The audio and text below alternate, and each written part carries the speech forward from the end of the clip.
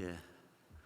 오늘 우리 하나님 말씀은 계속해서 로마서 말씀 2장 1절로 11절 말씀을 지난주에 이어서 같이 나누겠습니다.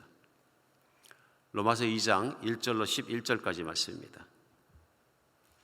함께 교독하겠습니다. 그러므로 남을 판단하는 사람아, 누구를 막론하고 내가 핑계하지 못할 것은 남을 판단하는 것으로 내가 너를 정죄함이니 판단하는 내가 같은 일을 행함이니라. 이런 일을 행하는 자에게 하나님의 심판이 진리대로 되는 줄 우리가 아노라. 이런 일을 행하는 자를 판단하고도 같은 일을 행하는 사람아, 내가 하나님의 심판을 피할 줄로 생각하느냐? 혹 내가 하나님의 인자하심이 너를 인도하여 회개하게 하심을 알지 못하여 그의 인자하심과 용납하심과 길이 참으심이 풍성함을 멸시하느냐? 다만 내 고집과 회개하지 아니하는 마음을 따라 진노의 날 곧 하나님의 의로우신 심판이 나타날 그날에 임할 진노를 내게 쌓는도다. 하나님께서 각 사람에게 그 행한 대로 보응하시되 참고 선을 행하여 영광과 존귀와 썩지 아니함을 구하는 자에게는 영생으로 하시고 오직 당을 지어 진리를 따르지 아니하고 불의를 따르는 자에게는 진노와 분노로 하시니라. 악을 행하는 각 사람의 영에는 환난과 곤고가 있으니 먼저는 유대인에게요 그리고 헬라인에게며 선을 행하는 각 사람에게는 영광과 존귀와 평강이 있으리니 먼저는 유대인에게요 그리고 헬라인에게라. 함께 읽습니다. 이는 하나님께서 외모로 사람을 취하지 아니하심이라. 아멘. 네, 오늘 여러분과 저는 로마서에 나오는 2장의 첫 부분을 같이 읽었습니다. 이 로마서를 쓴 사도 바울은 사실은 그때 당시에 로마를 가본 적이 없는 상태에서 편지를 썼습니다. 그래서 그가 가보지도 않은 교회에 편지를 쓴 간절한 소원이 있었습니다. 그 소원이 뭐냐면 1장에 나타나는데요, 로마에 있는 교회가 서게 된 것을 굉장히 기뻐하면서 그 교회가 잘 서게 되기를 원했던 것 같습니다. 그래서 그들에게 하고 싶었던 것이 뭐냐 하면 하나님께서 그에게 특별한 사랑을 주시고 특별한 부르심을 주셔서 이방인에게 복음을 전하는 사도로 세우셨습니다. 그래서 특별히 예수 그리스도의 복음에 대해서 깊이 깨닫고 바르게 깨달을 수 있는 능력을 주셨습니다. 그 사명을 가지고 로마에 가보지 않은 교회가 섰을지라도 그 교회에 복음을 바르게 깊이 전하기를 원했습니다. 그래서 이미 서 있는 교회였지만 그 교회에 편지한 편지의 내용을 하나님께서 성경에 넣어주셔서 오늘도 우리가 이렇게 읽을 때 또 주일날 우리가 말씀을 같이 읽었습니다마는 하나님의 말씀으로 우리가 받을 수 있도록 저희에게도 주셨습니다. 그래서 마치 로마 교회 사람들이 자기들에게 편지를 받아서 그 내용을 읽고 하나님 말씀으로 여겼던 것처럼 우리도 오늘 성경을 펴고 로마서를 받음으로 하나님께서 한비전 교회에 보내주신 말씀을 받는 것처럼 받을 수 있다. 우리는 그렇게 생각할 수 있습니다. 오늘 특별히 우리 로마서 2장 본문 말씀 이렇게 나눌 때 우리 살아계신 하나님이 임재하셔서 우리 마음속에 깨달음을 주시길 간절히 바랍니다. 전하는 저에게나 우리 듣는 모든 사람에게 살아계신 성령님의 깨달음에 따라서 우리 자신의 신앙을 볼 수 있고 말씀 앞에 비춰진 내 모습을 또한 볼 수 있는 기회가 됐으면 좋겠다 하는 생각이 듭니다. 말씀은 마치 거울 같아서 우리 자신의 모습을 그 앞에 서면 비춰냅니다. 그런 비춤이 깨닫게 하심이 있기를 간절히 바랍니다. 오늘 첫 말씀 1절에 시작하면서요, 그러므로 남을 판단하는 사람아 이렇게 시작합니다. 그러니까 그 앞에 만약에 우리가 적용하고 해서 자신을 넣으면 그러므로 너 남을 판단하는 사람아 이렇게 들을 수 있습니다. 그러면서 첫 번째 말씀이 요즘식으로 표현은 굉장히 센 말입니다. 말씀이 센 것이요, 그냥 시작하자마자 직설합합으로 탁 나오는 말씀 볼 수 있습니다. 너는 남을 판단하는 사람이라 하면서 그 다음 말씀이 이어져서 그 다음 말씀이 뭐냐, 누구를 막론하고 내가 핑계하지 못할 것은 남을 판단하는 것으로 내가 너를 정죄함이니 판단하는 내가 같은 일을 행함이라 하고 시작합니다. 근데 여기서 구체적으로 당시에 편지를 처음 받은 사람들은 여기서 너가 누군지 알았습니다. 판단하는 사람이다. 왜냐하면 2장 마지막 부분에 나오고 3장에 나올 때 너 유대인들아, 이 일을 사도 바울이 직접적으로 부릅니다. 그 얘기 뭐냐면 로마 교회 안에 있던 유대인들을 향해서 말씀을 전하고 있는 걸 알 수 있습니다. 요즘 같으면 이제 그런 경우 많이 있는데요, 설교를 다 찔림을 받으면 오늘 목사님이 파괴 썰게 하셨어 막 그러는데 사도 바울은 직설화법으로 유대인들아 들어라 하고서 말씀을 1절부터 2장에 시작해서 너 남을 판단하는 사람아 하고 막바로 들어가는 것을 오늘 우린 귀담아 들어야 된다고 생각이 듭니다. 왜 그러느냐? 로마 교회는 아마도 추측하건대 예수님이 이 땅에 오셨을 때 유대인으로서 그들이 가능한 1년에 한 번씩은 꼭 예루살렘을 여행하는 것이, 최소한 일생에 몇 번이라도 예루살렘을 여행하는 것이 성지순례요 그들의 꿈입니다. 왜냐하면 거기 성전이 있기 때문에 그렇습니다. 그래서 많은 사람들이 로마에 사는 사람이나 각 도시에 각 나라에 세계에 퍼져 사는 유대인들이 명절이 되면은 예루살렘에 오게 되죠. 예루살렘에 왔다가 예수 그리스도의 복음을 들은 것입니다. 예수 그리스도께서 십자가의 죄를 위해서 못 박아 돌아가시고 또 실제로 3일 만에 부활하셨다는 그 복음 얘기를 듣고 예수님을 믿게 된 유대인들입니다. 이 유대인들이 돌아가서 원래 로마에 사는 이민자들이었기 때문에 로마에 교회를 세운 것이죠. 우리 금방 생각할 수 있는 것이 처음에 세울 때 주로 구성 인원이 누구였냐면 로마에 살고 있는 이민간 유대인들이다. 우리 금방 알 수 있습니다. 주축이 유대인들이 세워진 교회이고 그 내용을 알게 된 사람들이 소위 로마 사람들도 한두 사람씩 아마 들어오기 시작해서 로마 사람들도 섞여 있는 그런 교회의 모습이었다. 그러나 여전히 주축은 유대인들이 주축을 세웠다 하는 것을 알 수 있습니다. 이 섞여 있는 이런 상황 속에서 이제 다른 민족과 함께 교회를 할 때 아마 여기서 불거진 문제가 있었다는 걸 알 수 있습니다. 그것은 뭐냐면 유대인 교인들이 이방인 교인들을 볼 때 우리는 저 사람들보다는 더 신령하고 선택받은 사람이다 하는 특권의식이 있을 수 있었다는 것을 분명히 알 수 있습니다. 특권의식뿐만 아니라 그런 특권의식을 가지고 다른 교인이나 믿지 않는 사람을 판단하는 것을 아마도 어쩌면 사도 바울이 들어서 알고 있었고 충분히 같은 유대인으로서 알 수 있는 것이었다. 그런 것들이죠. 그래서 오늘은 1장에 이어서 2장의 말씀을 전하면서 그 초점이 누구냐면 로마 교회 안에 있었던 유대인들입니다. 근데 생각해 보면 유대인들이 뭐 그렇게 나쁘지 않습니다. 왜 나쁘지 않으냐면 유대인들이 굉장히 신앙생활을 열심히 한 것이거든요. 그리고 노력을 열심히 한 것입니다. 그런 면에서는 나쁘지 않습니다. 그러나 사도 바울은 오늘 그들의 나쁜 점을 들춰내고 있는데 그 첫 번째가 뭐냐고, 그런데 왜 남을 판단하느냐 하고 드러냅니다. 판단하는 것은 곧 비판하는 것이죠. 비교하는 것이고요. 그 비판의 중심은 내가 있고 나에 비해서 다른 사람을 평가하는 것입니다. 그런데 좋게 평가하는 것이 아니라 낮춰 평가하는 것이죠. 그래서 판단의 의미 속에는 이 모든 것이 들어있다 하는 것입니다. 오늘 특별히 첫 절에 너 남을 판단하는 사람아 하고 말씀이 시작된 것에 대해서 오늘 신앙생활을 하는 우리 교회에도 화두에 말씀드린 대로 하나님께서 성경 말씀을 오늘 교회에 주신 말씀으로 우리가 생각하고 받아들여 보면 생각할 문제입니다.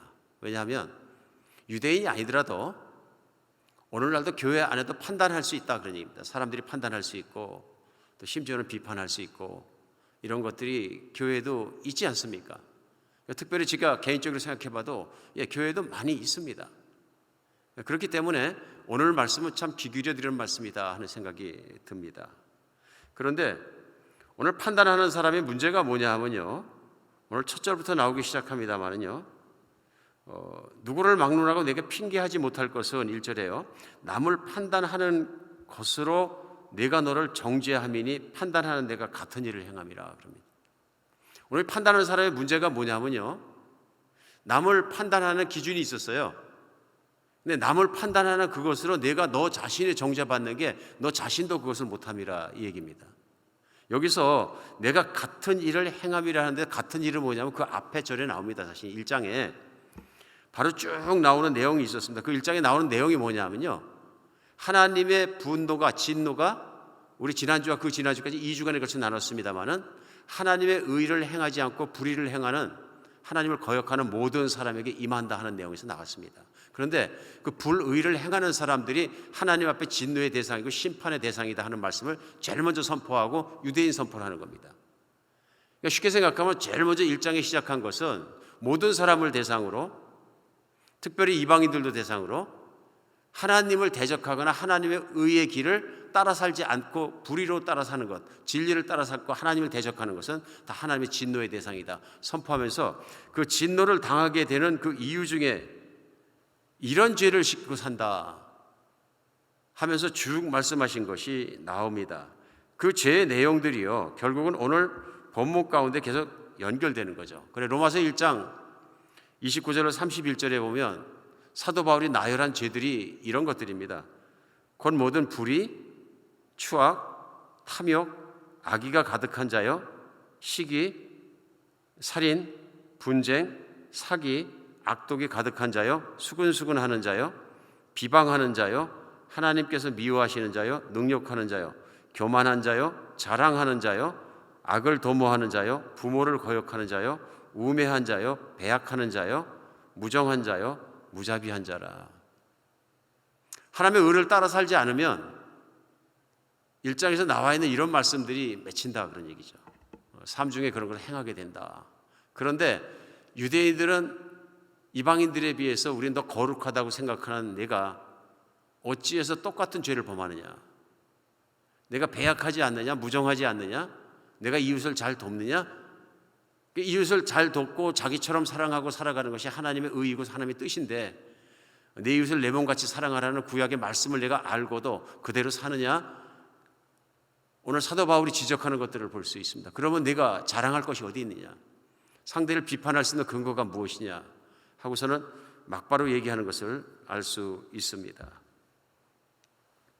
오늘 사실은 사도 바울이 이렇게 한 말씀이 이 땅에 오셨을 때 예수님께서 유대인들에게 하신 말씀입니다. 유대인 중에 특별히 신앙이 좋다 그런 사람들이 바리새인들이었는데요.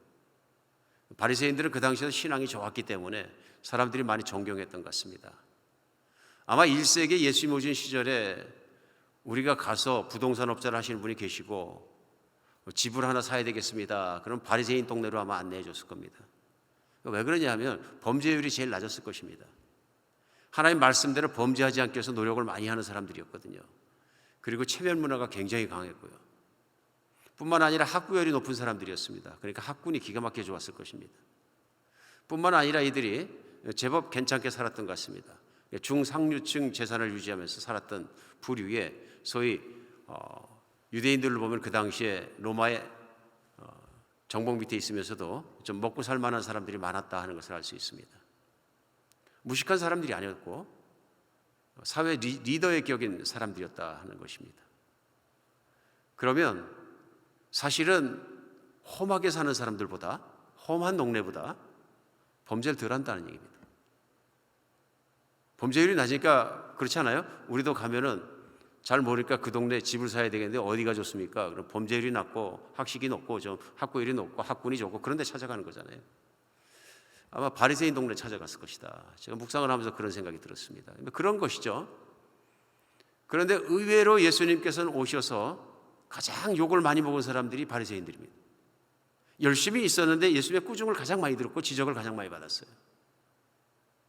그러면서 특별히 그걸 구체적으로 바리새인이기 때문에 그렇기 때문에 혼내신 것이 아니라 바로 이것 때문에 예수님이 그를 지적하고 혼을 내신 것이 나옵니다. 어디냐면 누가복음 18장에 나오는데요. 9절부터 14절의 말씀이 나옵니다. 누가복음 18장 9절에요. 또 자기의 의를 믿고 다른 사람을 멸시하는 자들이에게 이 비유를 말씀하시되 하고 말씀하십니다. 이때 예수님의 말씀에 들어야 될 대상이 오늘 사도 바울이 꼭 유대인들아 들어라 하고 말씀을 전한 것처럼 예수님께서도 너희 자기 스스로 네가 의롭다고 생각하는 사람들은 이 말씀을 들어라 하고 말씀하신 비유의 내용이 18장 9절부터 나온 내용이에요. 뭐라 그러시냐 하면은 10절부터 두 사람이 기도하러 성전에 올라가니 하나는 바리새인이요 하나는 세리라. 바리새인은 서로 따로 기도하여 이르되 하나님이여 나는 다른 사람들 곧 토색 불이 간음하는 자들과 같지 아니하고 이 세리와도 같지 아니함을 감사하나이다. 나는 일해에 2번씩 금식하고 또 소득의 11조를 드리나이다 하고 세리는 멀리 서서 감히 눈을 들 하늘을 쳐다보지도 못하고 다만 가슴을 치며 이르되 하나님이여 나를 불쌍히 여기소서 나는 죄인으로서이다 하였느니라. 내가 너희에게 이르노니 이는 저 바리새인이 아니고 이 사람이 의롭다 하심을 받고 그 집으로 내려갔느니라. 마지막으로 무릇 자기를 높이는 자는 낮아지고 자기를 낮춘 자는 높아지리라. 이렇게 말씀하셨어요. 비유를 들으신 거죠. 그러니까 예수님 주변에 쫙 사람들이 서 있는데 그 중에서 바리새인들이 많이 있었던 겁니다. 그러니까 바리새인 비유를 들으셨습니다. 바리새인들이 신앙과 종교에 열심히 있으니까 그들의 삶을 그대로 말씀하셨어요. 11조는 꼭 드릴 뿐만 아니라 그냥 11조를 드리는 것이 아니라 자기 채전밭에 텃밭에 나오는 양념까지도 11조를 드린다. 쉽게 생각하면 텃밭에 상추 심어 먹는데 상추 11조만 드리는 것뿐만 아니라 그 옆에 심은 쑥갓까지도, 그렇죠? 상추 살 때 넣어야 돼. 쑥갓까지도 11조를 드리는 바리새인들아, 이렇게 말씀하시는 겁니다. 얼마나 열심히 있었는지 알 수 있습니다. 소득의 11조만 드리는 것이 아니라 자기가 하나님이 주신 땅에서 햇빛 주시고 물 주셔서 키워 먹는 모든 것은 11조를 드렸다 하는 얘기입니다. 뿐만 아니라 그 기도의 내용에서 나는 다른 사람을 토색하거나 무엇을 빼앗거나 불의를 행하거나 간음하는 자들과 같지 않습니다. 근데 여기서 문제가 있죠. 그 문제가 뭐냐면 스스로 의롭다고 생각하기 때문에 다른 사람들과 비교하기 시작합니다. 그러니까 모든 바리새인이 문제라고 예수님 말씀하시는 것이 아니라 여기서 지적하는 것은 제일 먼저 스스로 의롭다고 생각하고 자기의를 가지고 있으면 사람들을 비교하고 판단하고 비판하게 된다. 이것이 아무리 11조 생활을 열심히 해도, 아무리 착하게 살려고 노력을 해도, 아무리 그래도 하나님 앞에 불의한 것이다. 우리 예수님이 그것을 지적하시는 걸 볼 수 있는데요. 문제는 뭐냐 하면 그들이 비교하면서 저들보다 내가 낫습니다. 세리는 막바로 천국에 들어가는데 너는 안 된다 하는 말씀을 지금 하고 계십니다. 오늘 말씀을 이렇게 같이 생각을 하다 보면 21세기 현재 교회 안에서도 흔하게 일어날 수 있는 일은 아닌가 생각해 보게 됩니다. 왜냐하면 신앙생활 좀 열심히 하다 보면 열심히 안 하는 사람 보면 또 비판이 되게, 자기도 모르게 판단이 될 수도 있습니다. 그래, 어떤 분들이 그런 얘기를 하셨어요. 하루 3시간씩 앉은 자리에서 기도하신다는 건 좀 무섭습니다. 눈초리가 사랑스럽게 보는 것 같지가 않아요. 막 그런 얘기도 하고요. 그리고 뭐 그런 얘기도 하잖아요. 기도원에 자주 다니고 기도 많이 하시고 또 40일 금식기도 하셨던 분 보면 무섭습니다. 신앙생활은 그렇게 하는 게 아니라 이렇게 하는 거야. 그러기 시작하면 두렵습니다. 뭐 그런 얘기를 들은 적이 있어요. 그분들하고 또 교제가 잘 안 됩니다. 모든 분이 그런 건 아니지만 신앙생활을 열심히 하면 할수록 그런 거에 빠질 수 있습니다. 내가 섬기던 한국교회에서는 진짜 정통 큰 교회고 인정받는 교회인데 이렇게 얘기를 시작하면 걱정이 됩니다. 왜냐하면 그 정체성을 걷다 놓고 계시기 때문에 지금 판단하고 계신 거거든요. 비판하고 계신 것이. 당신의 신앙생활은 틀렸습니다. 얘기를 해야 되는데 그 기준을 예전에 내가 섬기던 그 교회는 옳고 이렇게 얘기를 시작하니까 그렇게 그런 분들을 보면 두렵습니다. 그런 분들이 있어요. 그러면서 그런 것들이 실제로 오늘날 우리 신앙생활에서도 나올 수 있다는 걸 알 수 있습니다. 은사 좀 받았다는 사람 보면 두렵습니다. 눈초리가 그렇게 눈매가 편안하지 않습니다. 사랑스럽지 않습니다.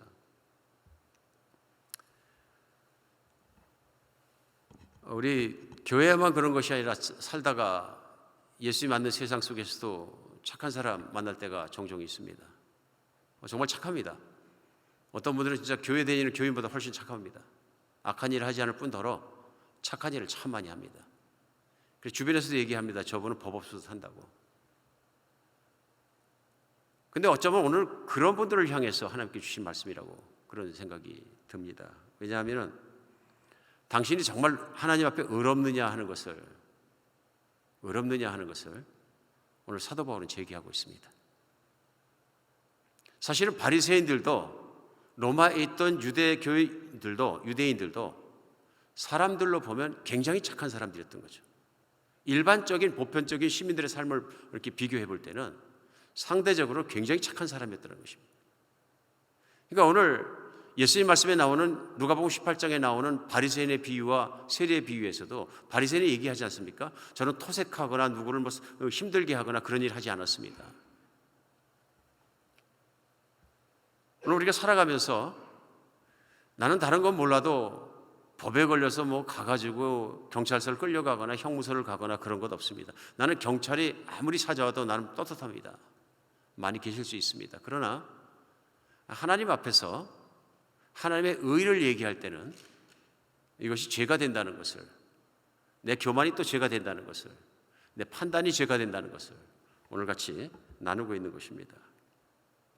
대개 보면은 진짜로 죄 진 것이 확실한 사람은 내가 죄에 앉았다고 거짓말하고 버티다가 죄가 딱 드러나고 증거가 드러나면 겸손해집니다.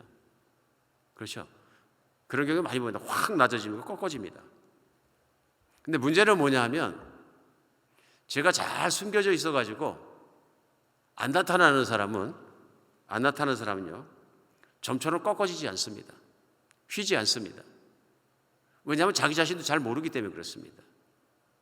오늘 2장 첫 절을 시작하면서 남을 판단하는 사람아 하면서 시작하면서 5절에 보면 뭐라 그러냐면요, 어쩌면 드러난 죄를 가지고 있는 사람보다 네가 더 비참하고 나쁘다 하고 얘기합니다. 말씀 내용이요. 그러면서 5절 말씀에 보면은 오늘 본문 가운데요, 다만 내 고집과 회개하지 아니하는 마음을 따라 진노의 날 곧 하나님의 의로운 심판이 나타날 그날에 이 말 진노를 내게 쌓는도다. 무슨 말씀입니까? 진노를 쌓는다는 얘기는 진노가 자꾸 하나님의 화가 당신을 보면 더 커진다 그런 얘기. 그 이유는 뭐냐면 깨닫지 못하기 때문에요. 5절에 내 고집과 회개하지 않는 마음에 따라서 그렇다. 사람은 자기가 의롭다고 스스로 의롭다고 생각하면요 회개할 필요가 없고 회개하지 않습니다. 그러다 보니까 무슨 일이 생기냐면 하나님의 진노를 쌓는다. 결국은 마지막 날에 가서 실제로 예수 그리스도가 돌아오시고 심판대 앞에 딱 섰을 때는 쌓인 진노로 말미암아서 감당 못할 일을 겪게 된다 하는 것을 경고하고 있는 것을 오늘 알 수 있습니다. 오늘 이 말씀 속에서 느낄 수 있는 것이 있습니다. 어쩌면 죄인으로 세상에서 허랑방탕하고 죄인답게 살다가 하나님 앞에 회개하고 돌아가는 것이 믿음 생활 잘못하다가 교만해져서 오늘 유대인들처럼요 교만해져서 자기의 죄는 깨닫지도 못하고 계속 죄를 지면서도 죄를 쌓고 하나님 앞에 가서 서는 것이 훨씬 더 위험하다는 얘기를 지금 하고 있는 겁니다. 훨씬 더 위험하다는 얘기. 오늘 예수님께서 똑같은 말씀을 하셨어요. 누가복음 15장에 보면은 바리새인과 율법사들, 소위 신앙생활 열심히 하는 사람 들으라고 하신 말씀이 뭐냐면 우리가 잘 아는 유명한 탕자의 비유입니다. 탕자의 비유를 말씀하시면서 그 얘기를 하신 거예요. 한 아버지에게 아들이 둘이 있는데 탕자는 나쁜 아들이에요. 첫 아들은 좋은 아들입니다. 아버지의 말을 잘 듣습니다. 탕자는 탕자이기 때문에 아버지의 말을 거역하고 튀어나가 버렸고요. 세상에서 제 뜻대로 살다가 타락했습니다.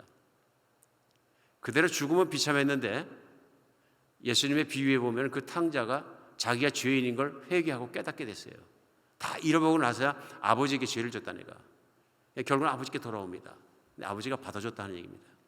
근데 문제는 탕자를 받아준 아버지를 편치 않게 생각하고 탕자를 미워했던 아들이 있는 거예요. 큰아들은 나는 그렇게 살지 않았다. 자기의 의를 아버지 앞에 불쑥 드러냅니다. 근데 사실은 예수님이 그런 비유를 말씀하신 건 탕자를 위해서 한 말씀이 아니고요. 하나님은 잃어버린 자 죄인을 이만큼 사랑하신다 하는 것을 가르쳐 주면서 그런데 왜 내가 하나님이 사랑하는 그를 미워하느냐 하는 것이냐 그때 듣고 서 있던 바리새인과 율법사들입니다. 너희들은 어찌하여 세리를 미워하고 사람들을 미워하고 죄인들을 미워하면서 내가 의를 행한다고 생각을 하느냐 하는 걸 탕자의 비유를 통해서 꼭 집어주시는 걸 볼 수 있습니다. 누가 회개하기 쉽느냐 하는 얘기입니다. 죄인은 죄인이기 때문에 회개하기 쉽지만 죄인이 아니라고 생각하고 있는 너는 어떻게 할 것이냐 하는 것입니다. 진노를 쌓는다 말씀하십니다. 진노를 쌓는 가장 큰 이유는 뭐냐면요. 하나님의 말씀대로 사람을 사랑하기 없게 됩니다. 사랑을 사랑할 수 없게 된다는 것입니다. 사람을 사랑하는 데는 겸손한 자세가 필요합니다. 특별히 하나님께서 기대하시는 것처럼 이웃을 사랑할 때 격이 없이 격차 없이 사람들을 구별하지 않고 사랑하기 위해서 필요한 건 뭐냐면요. 겸손해져야 되거든요. 그런데 어떤 사람을 내가 비판하고 있다는 것은 자기 의의가 생긴 거고 자기 의의가 생겨서 비판하고 있으면 사랑할 수 없게 됩니다. 그래서 오늘도 본문은 계속되면서 무슨 말씀하시냐면 열매를 맺지 못하는 삶에 대해서 말씀하시는 겁니다. 그것이 뭐냐면 행함입니다. 3절에 보면 이런 일을 행하는 자들을 판단하고 같은 일을 행하는 사람아 내가 하나님의 심판을 피할 줄을 생각하느냐 그러면서 내가 하나님의 임재하심을 인하여 회개하게 하심을 알지 못하여 그 인자하심과 용납하심 같이 길이 참으신 풍성함을 멸시하느냐 강조하고 나서요. 그 뒤에 나오는 말씀들이 후반에는 뭐냐면요. 하나님은 6절에 행한 대로 보응하신다 말씀하세요. 7절에 참고 선을 행하면 영광과 존귀와 썩지 않음을 구하는 자에게 영생으로 하시고 오직 당을 지어 진리를 따르지 아니하고 불의를 따르는 자들에게는 진노와 분노로 하시느니라 말씀하시는 게 뭐냐면요. 행함을 얘기합니다. 사랑하는 행함의 열매를 맺을 수가 없다 얘기하는 거죠. 사람을 판단하고 비판하고 자기의가 꽉 들어있는데 어떻게 그걸 하겠느냐. 정말 그런 것 같습니다. 신앙생활 하다가도 이런 거 느낄 때 참 많이 있습니다.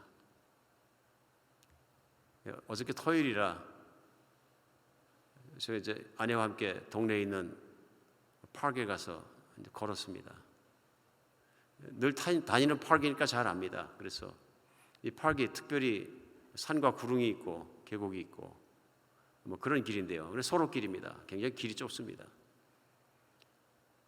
어저께는 아침에 이렇게 걸어가는데 뒤에서 누가 오는지 몰랐어요. 사뿐사뿐 한 20대 백인 자매가 예쁘게 생긴 자매가 하나 제 뒤에 뛰어오는데 몰랐습니다. 언제 알았냐면 저 자매가 저를 확 밀을 때 알았어요. 길이 좁으니까 그랬나 봐요. 지나가겠다고 제 어깨를 확 밀으니까 저는 한쪽으로 쏠렸는데요. 넘어질 뻔했어요. 저만 그러면 괜찮은데 제 앞에 몇 발짝 앞에 가던 아내를 가더니 또 팔꿈치다 그 아내 어깨를 펑 치는 거예요. 그러니까 힘이 없으니까 휘청하죠. 젊은 자매가.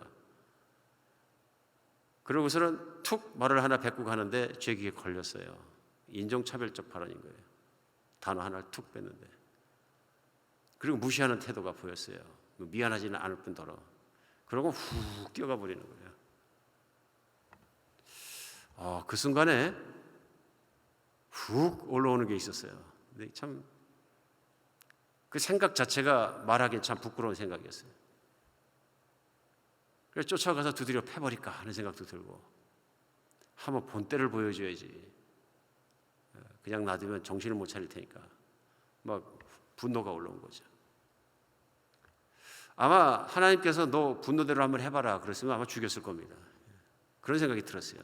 너 하나님이 허락하셨으면 아마 때리다가 잘못해서 죽였을 거다. 그만큼 화가 났다는 얘기입니다.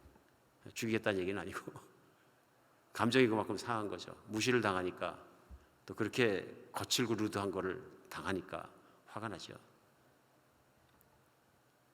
만약에 하나님이 그대로 두셨으면 제가 악한 사람 됐을 것 같아요. 근데 순간 거의 같은 시간에 다른 생각이 떠올라옵니다. 네가 그럼 되겠느냐? 네가 하나님 믿는 사람 아니냐? 너도 자식이 있지 않느냐?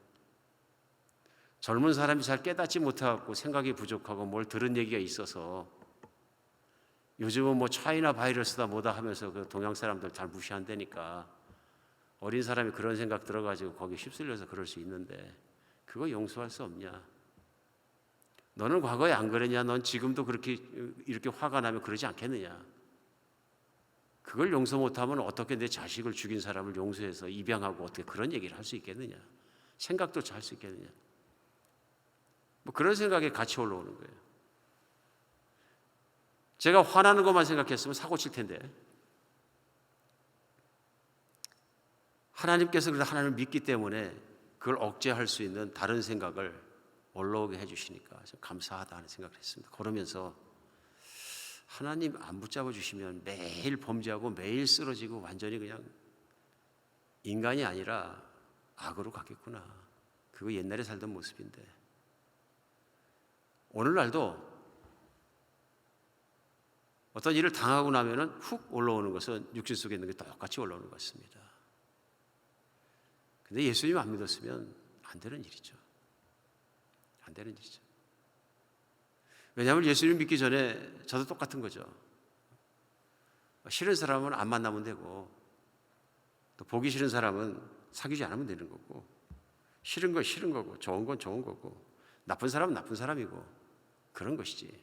그리고 나하고 또 부류가 안 맞으면 같이 안 어울리면 되는 것이고, 그런 사람인데 강가면 되는 것이지. 사람 가려 사는 게 지혜로운 거 아니냐. 뭐 이런 생각들을 하고 살았으니까 판단하고 사는 거죠. 밥 먹듯이 판단하는 거죠. 그러니까 당신이 내 레벨이 되냐 안 되냐 뭐 별거 다 생각하는 거죠. 예수님 믿고 보니까 그러면 안 된다는 걸 배웠습니다. 왜 안 되느냐? 내 자신이 말도 안 되는 죄인이고 교만하고 하나님께서 어떠한 진노와 분노로 나를 다스리고 지옥의 밑창에 집어넣으신다 하더라도 항명할 것이 없다는 것을, 항거할 것이 없다는 것을, 내가 죄인이라는 것을 깨닫게 된 것입니다.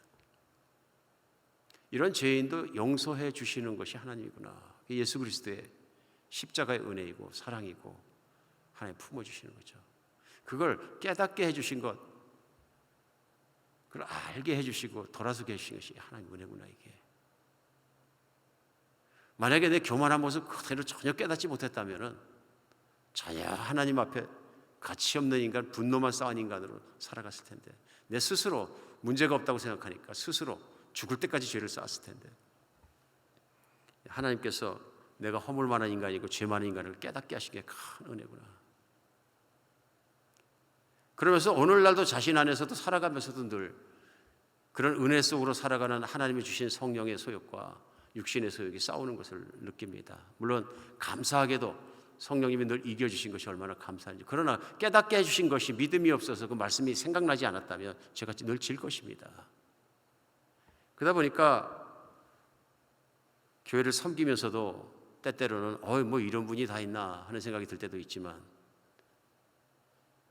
그게 이제 내 속에서 깨달아지게 내가 그렇지, 나는 나았나 하는 생각도 들고, 하나님께 깨닫게 하신 것이니까 판단할 수 없다.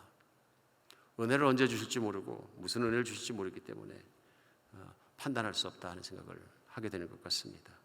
이제 그러다 보면 허물 많은 공동체도 있는 그대로 사랑할 수 있는 길을 좀씩 배워가고 또 섬기게 되고, 허물 많은 또 우리가 살아가는 사회 공동체도 사랑하게 되는 것 같습니다. 요즘도 불뚝불뚝 그런 걸 느낄 때 있으면, 나라가 잘못할 때, 미국이 잘못할 때 보면은 마찬가지로 판단과 비판이 먼저 앞서려고 그런 자신의 그 본능적인 행동을 또 생각을 발견할 때가 있습니다. 그러나 생각해 보면 다 부족한 사람들이고 다 죄인들인데, 하나님 안에서 이거 내가 용서받은 것처럼 서로 용서하고 용납하고 사랑하고 살아야 한다는 각도에서 보면 괜찮아지는 것 같습니다. 방탕한 죄보다 판단하는 죄가 더 무겁습니다. 방탕한 죄인이 되는 것보다 판단하는 죄인이 되는 것이 더 위험합니다. 왜냐하면 방탕한 죄인은 깨닫습니다. 하나님의 은혜 주시면 깨닫습니다. 판단하는 죄인은 잘못하면 죽을 때까지 깨닫지 못합니다. 죽을 때까지 깨닫지 못하면 무서운 결과가 돌아옵니다. 오늘 그렇기 때문에 그것이 위험합니다. 어거스틴이라는 사람은 고백록이라는 책에 이런 내용을 썼습니다. 교만한 자는 하나님을 발견할 수 없습니다. 그들이 지닌 지식이 아무리 깊고 심오하다 하더라도, 심지어 하늘의 별들과 바다의 모래알을 다 셀 수 있다 하더라도, 천체 은하계와 행성과 항성과 유성의 길을 측량할 수 있다 손 치더라도 교만한 자는 하나님을 발견할 수 없습니다. 마지막으로 제가 경험했던, 전에도 한번 나누고 갔긴 합니다만, 한 할아버지 말씀을 나누고 마치겠습니다. 전에 오클라호마에서 교회를 섬길 때 미국 교회를 빌렸었습니다. 미국 교회가 그 지역에서 제법 큰 교회였는데요, 그 당시에도 한 1000여 명 나왔던 것 같습니다. 그 교회를 이제 교회를 시작하면서 오클라호마에서 교회를 빌렸었는데요, 사랑하는 교우들이 참 미국 교인들이 극진하게 우리를 섬겨주셨어요. 자기들이 모든 걸 희생을 감당하면서도. 근데 그 중에서 저희 교회를 가장 열심히 섬긴 분이 잭 할아버지라는 분이 한 분 계셨어요. 잭 집사님인데요, 이분이 누구냐면 교회를 오랫동안 섬긴 분이고 그 교회 안수 집사님이십니다. 핵심적인 멤버신 거죠. 그래서 늘 교인들이 주일날 이렇게 교회 나올 때 되면 교회 입구에 서가지고 늘 악수를 하고 사람들을 환영하는 그리터가 그분이세요. 그리고 교회 맨 앞자리에는 잭 할아버지 자리가 딱 있을 만큼 본인이 그러시더라고요. 이건 안수 집사 자리가 따로 있다고, 교회 맨 앞에. 그만큼 교회에서도 권위를 인정하고 그런 교회 생활을 오래 하신 분이었어요. 근데 이 할아버지가 70이 넘어서 암에 걸리셔서 암투병을 한번 하시면서 마음이 많이 낮아지셨어요. 그런데 선교 목사님께서 하시는 말씀을 듣고 순종하기로만 먹고 처음으로 브라질에서 하는 단기 선교를 따라갔다가 브라질 빈민초원에서 고아 사역을 하다가 이분이 가슴이 완전히 무너지셨어요. 자기는 잘 먹고 잘 살고 교회에서 존경받고 안수집사로 앞에서 악수하고 막 그렇게 살아왔는데 최고의 그리스도인이라고 생각했는데 선교 목사님이 나가서 그 고아들을 섬기는 모습 보면서 자기는 인생에서 의롭다고 하고 내세울 게 아무것도 없는 걸 발견했어요. 다 누린 것이고 너무 부끄러운 모습을 고아들을 쳐다보게 보면서 죄인을 찾아오고 고아를 사랑하시고 고아를 찾아오는 예수님을 생각하니까 눈물이 나서 그때 회개를 하셨어요. 뼈저리게 회개하면서 내가 껍데기 신앙생활이 아니라 예수님을 진짜 사랑하고 나를 용서해 준 예수님을 사랑하며 살아가야 되겠다. 그래서 시작하신 게 한국인 사랑이에요. 우선 교회에 들어와 있는 한국인부터 시작해갖고 엄청나게 사랑하시고 섬기십니다. 끔찍하게 사랑하셨어요. 목회자로서 제가 사랑을 제일 많이 받은 게 잭 할아버지 사랑을 제일 많이 받은 것 같아요. 우리 침례하러 침례탕에 들어가려고 갔다 오려고 그러면 제가 침례탕에 나올 때 신발을 바로 딱 만들어 놓고 거기에서 수건을 들고 무릎 꿇고 앉아 계셔요. 나오면 수건 주시고 옷 입으려고 그러면 옷 딱 입혀주시고 그 마음에 진심이 우러나는 게 한국에 있는 전도를 하고 섬기던 성도가 있으면 한국까지 찾아가셔요. 어떻게 지내고 있나? 잘 지내나? 신앙은 흔들리지 않았나? 연세가 드셔가지고 몸이 힘듦에도 불구하고 끊임없이 사역을 하시고 이사 오는 한국인 있으면 가서 이사 같이 해주고 학교도 찾아주고 그 모든 사랑을 베푸신 할아버지가 계셨어요. 그 이후에는 중요한 것이 있습니다. 나의 신앙이 판단하고 위선이었던 신앙에서 자신을 볼 수 있는 기회가 있었다는 것입니다.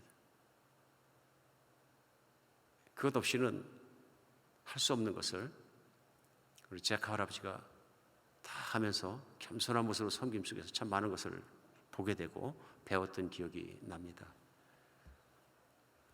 우리 하나님께서는 우리가 지옥 가는 것을 원치 않으십니다. 지옥은 마귀를 위한 것입니다. 우리 하나님께서는 우리가 마지막까지 깨닫지 못하는 것을 원치 않으십니다. 오늘 로마서는 사도 바울도 당신은 이런 종류 저런 종류 죄인이다 하는 것을 지적하고 있는 것이 아니라 이 말씀을 또 통해서 당신이 죄인이라는 것을 깨달으면 하나님께 좋은 일이 있는데 그것이 뭐냐면 예수 그리스도의 십자가에 흘리신 피로 용서받는 것이 얼마나 큰 것인지를 느끼지 않겠느냐, 깨닫지 않겠느냐. 그런데 당신이 의롭다고 계속 생각하고 있으면 어떻게 그 은혜에 감사를 하겠느냐, 어떻게 그 은혜를 받아들이겠느냐, 어떻게 그 은혜에 뼈저리게 느껴지겠느냐, 어떻게 뼈저리게 안 느껴지는데 예수님 말씀대로 살겠느냐, 바른 신앙생활이 되겠느냐, 바른 행동이 되겠느냐, 오늘 그것을 일깨우고 있는 것입니다. 하나님 앞에 우리는 죄인입니다. 내가 판단하거나 다른 사람을 비판하는 것 자체가 다른 사람을 비교하고 있다면 그것은 천국 사람이 할 수 있는 일이 아니다 하는 것입니다. 우리 모두는 다 죄인이다. 그래서 오늘 로마서는 가면서 3장 넘어가면서 시작하는 게 뭐냐면 유대인이나 헬라인이나 이방인이나 야만인이나 무식한 자나 유식한 자나 다 하나님 앞에 죄인 아니냐. 근데 뭐 그렇게 잘나냐. 다 도토리 기색이 아니냐. 다 죄인이라. 그 말씀으로 이어집니다. 하나님의 용서 없이는 우린 다 죄인입니다. 죄를 깨닫지 못하면 또 죄인입니다. 예수님을 믿는 사람조차도 오늘 하나님께서 성령의 내 안을 도와주시 않으면 우리 교만해집니다. 비판하게 됩니다. 판단하게 됩니다. 그러니까 교회도 어려운 것 아닙니까? 때때로 어려워지는 게 왜 그러냐면 잊어버리고 살기 때문에 그렇습니다. 내가 어떤 은혜를 입었는지, 어떤 죄인이었는지, 어떤 사랑을 입었는지. 교회를 따뜻하게 되고 하나가 되게 하고 교회를 정말로 주님의 뜻대로 풍성하게 하는 것은 용납과 용서와 사랑입니다.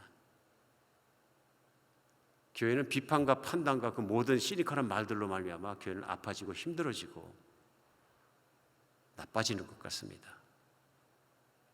오늘 믿는 사람에게나 믿지 않는 사람에게나 하나님의 마음이 전달되는 그런 시간이 되었으면 좋겠습니다.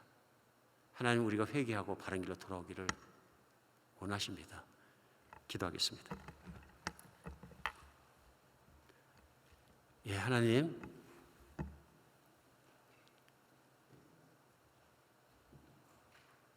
살다가 저희들도 이런저런 말로 비판하고 판단하게 됩니다. 때때로 말은 안 했지만 마음속으로, 생각 속에 나는 저 사람보다 좀 낫다 하는 생각을 갖습니다. 아버지, 오늘 말씀을 통해서 우리 자신을 볼 수 있습니다. 하나님의 용서하심과 도우심이 없이는 어떤 인간으로 살아가게 되는가를 분명히 깨닫게 됩니다. 저희들도 유대인과 일반이고 똑같은 모습을 보게 됩니다. 하나님, 우리에게 은혜 내려주시어서 오늘도 자신이 죄인인 것을 깨닫고 주님 앞에 나아가 새로운 날들을 시작하게 하여 주시옵소서. 용서받게 하여 주시옵소서. 주님과의 관계 속에서 뜨거운 사랑의 관계로 들어갈 수 있도록 우리의 모든 이런 허물들을 벗게 하여 주시옵소서. 우리 주 예수 그리스도의 이름으로 기도합니다.